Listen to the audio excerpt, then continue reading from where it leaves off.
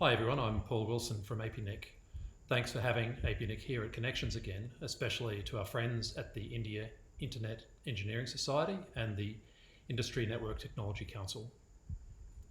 I think it's hugely important to be bridging technology gaps around the world, and wider participation in internet standards development is definitely needed. So I want to start by congratulating you all on Connections in its 4th year, and also on this session about IPv6 deployment. APNIC is the IP address registry for the Asia Pacific, and that makes us responsible for the distribution and registration of IP addresses, v4 and v6, and ASNs. We were founded in 1993, not just to be an RAR, but also to take on that job in order to assist internet development in our region. And we've done that over the years through training and technical assistance and policy and advocacy work. We work for a global, open, stable and secure internet, which we believe is in the interests of internet users and the industry and society as a whole. APNIC's put a big focus on IPv6 over the years as the only technology that can allow the internet to stay open and global and stable and secure into the future. IPv6 is a prerequisite for the future internet, and without it, the internet as we know it simply cannot keep growing.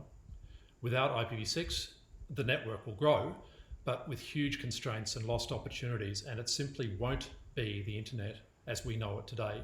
That future network without IPv6 would necessarily be less connected, less open and less global. So for instance, peer-to-peer applications like online video conferencing would always rely on intermediaries and overlays that add complexity and constraints and make innovations more difficult.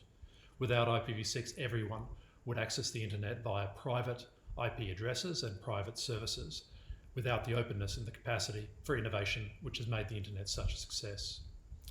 There's a myth around that IPv6 isn't ready or there's a ceiling to its deployment, but neither of those things is true. IPv6 is ready today to be deployed through every part of the internet and to bring immediate benefits. Around the world there are mobile networks, fixed line and cable networks, content distribution networks, and many other services which are fully deployed IPv6. And together they form an IPv6 internet which is around 25% of the entire global network. Between this current 25% and 100% in future, the only thing missing is action by too many people who don't quite understand the opportunity or haven't got around to doing the work. The world depends on the internet and the internet depends on IPv6.